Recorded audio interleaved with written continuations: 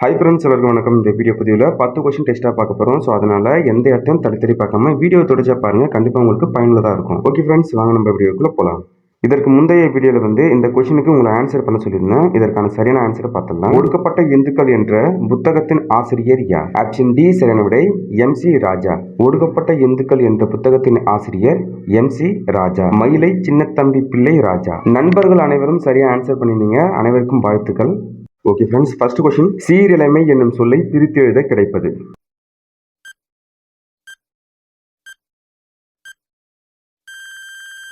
Option ஆ சரியான விடை சீர்மை கூட்டல் இளமை.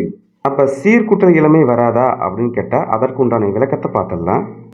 சீர் அப்படின்னா என்ன? சீர் என்பது இலக்கண அடிப்படையில், அதாவது யாப் இலக்கணத்தின் அடிப்படையில் செய்யுள் உறுப்புகளில் ஒன்று. அதாவது என்னன்னு பார்த்தீங்கன்னா, இப்போ எழுத்து இருக்கு, ஒரு எழுத்து இருக்குன்னா எழுத்துக்கள் ஒன்று ரெண்டு சேர்ந்துச்சுன்னா அது அசை. அசைகள் கொஞ்சம் சேர்ந்துச்சு அப்படின்னா அதுதான் சீர். அப்படியே இந்த பக்கம் வாங்க. சீர்மை. சீர்மைனா என்ன? சீர்மை என்பது ஒழுங்குமுறையை குறிக்கும் சொல். சீர்னா என்ன, சீர்மைனா என்னன்னு சொல்லிட்டு இந்த இரண்டுத்துக்கும் உள்ள அந்த வேறுபாடு ஃபர்ஸ்ட் நம்ம தெரிஞ்சுக்கணும். சீர்னா யாப் இலக்கணத்தின்படி எழுத்துக்கள் சேர்ந்தா அசை, அசைகள் சேர்ந்தா சீர்.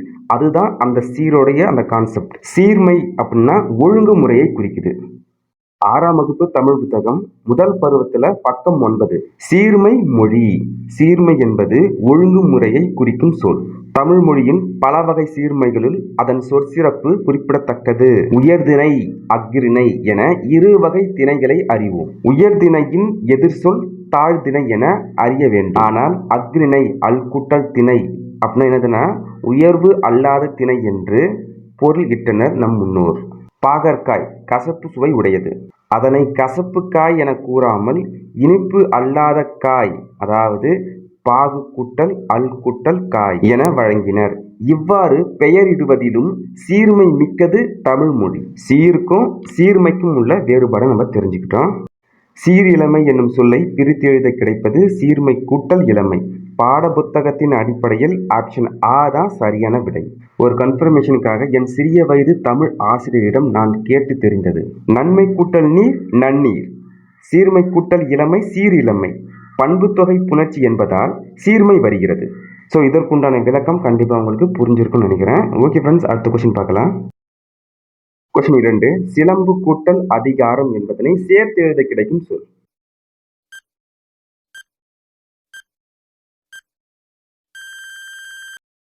ஆன்சர் சிலப்பதிகாரம். சிலம்பு கூட்டல் அதிகாரம் என்பதனை சேர்த்து எழுத கிடைக்கும் சொல் சிலப்பதிகாரம். கொஸ்டின் 3, கணினி கூட்டல் தமிழ் என்பதனை சேர்த்து எழுத கிடைக்கும் சொல். கணினி கூட்டல் தமிழ்.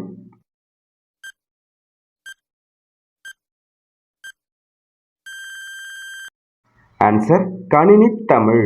கணினி கூட்டல் தமிழ் கணினி தமிழ். கொஸ்டின் 4, தமிழ் மொழி போல் இனிதாவது எங்கு காணோம் என்று பாடியவர்.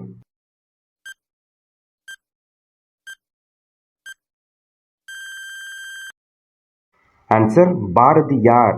தமிழ் மொழி போல் இனிதாவது எங்கு காணோம் என்று பாடியவர் பாரதியார். 3வது பேராகிராஃப் பாருங்க. தமிழ் இலக்கியங்கள் இனிமையானவை, ஓசை இனிமை, சொல் இனிமை, பொருள் இனிமை கொண்டவை. பல மொழிகள் கற்ற கவிஞர் பாரதியார். யாமறிந்த மொழிகளிலே தமிழ் மொழி போல் இனிதாவது எங்கு காணோம் என்று தமிழ் மொழியின் இனிமையை வியந்து பாடுகிறார். தமிழ் மொழி போல் இனிதாவது எங்கு காணோம் என்று பாடியவர் பாரதியார். அடுத்ததா கொஸ்டின் 5, மா என்னும் சொல்லின் பொருள்.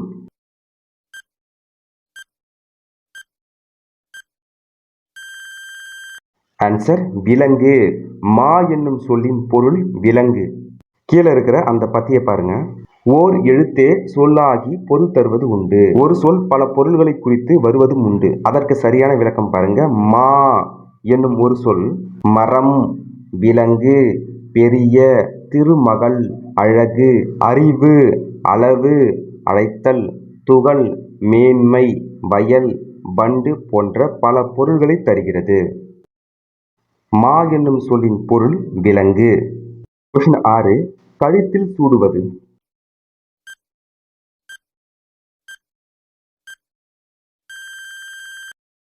ஆன்சர் தார். கழுத்தில் சூடுவது தார். தார் என்பதன் பொருள் வந்து மாலை. கொஸ்டின் 7. கதிரவனின் மற்றொரு பெயர்.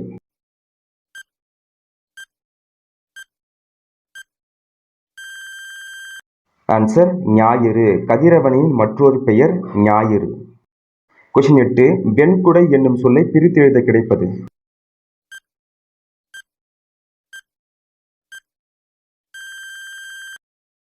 ஆன்சர் வெண்மை கூட்டல் குடை. வெண்குடை என்பதனை பிரித்து எழுத கிடைப்பது வெண்மை கூட்டல் குடை. கொஸ்டின் 9. பொற்கோட்டு என்னும் சொல்லை பிரித்து எழுத கிடைப்பது.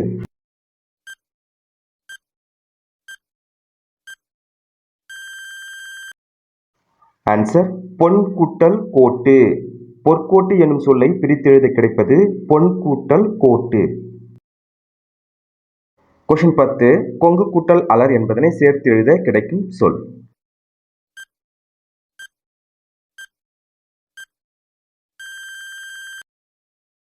ஆன்சர் கொங்கலர். கொங்கு கூட்டல் அலர் என்பதனை சேர்த்து எழுத கிடைக்கும் சொல் கொங்கலர். இந்த 10 கொஸ்டின்ல நீங்க எத்தனை கொஸ்டினுக்கு சரியா ஆன்சர் பண்ணீங்கன்னு சொல்லிட்டு இந்த வீடியோ கமெண்ட் பாக்ஸ்ல கமெண்ட் பண்ணுங்க. 6ஆம் வகுப்பு முதல் பருவம் அந்த பாட புத்தகத்துல வந்து கட்டத்துல கொடுத்து வச்சிருப்பாங்க. அதெல்லாம் முக்கியமானது. தமிழ் மொழியை எழுதும் முறை மிக எளிதுதான். இதற்கேற்ப தமிழ் எழுத்துக்கள் பெரும்பாலும் வலஞ்சுழி எழுத்துக்களாகவே அமைந்துள்ளன. வலஞ்சுழி எழுத்துக்கள் அப்படின்னா என்ன, இடஞ்சுழி எழுத்துக்கள் அப்படின்னா என்ன?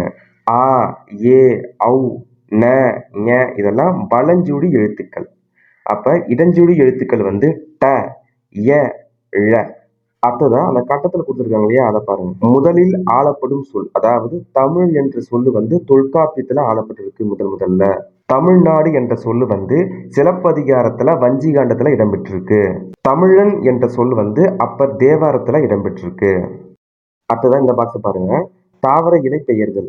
ஆல், அரசு, மா, பலா, வாழை இதற்கெல்லாம் இலை. அகத்தி, பசலை, முருங்கை இதெல்லாம் கீரை. அருகு, கோரை இதெல்லாம் புல்லு. நெல், வரகு இதற்கெல்லாம் தாள். மல்லி அதற்கு வந்து தழை. சப்பாத்தி கள்ளி, தாழை இதற்கெல்லாம் மடல். கரும்பு, நாணல் இதற்கெல்லாம் தோகை. பனை, தென்னை அதற்கு வந்து ஓலை. கமுகு என்பதற்கு பாக்கு, அதாவது பாக்கு மரம், அதோடைய இலை வந்து கூந்தல். அடுத்ததா இந்த கட்டத்தை பாருங்க.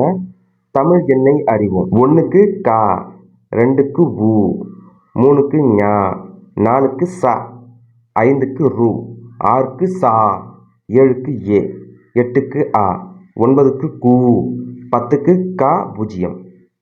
இந்த பதிவு கண்டிப்பாக உங்களுக்கு பயனுள்ளதாக இருக்கும்னு நினைக்கிறேன். அடுத்த வீடியோ பதிவில் சந்திப்போம். நன்றி, வணக்கம்.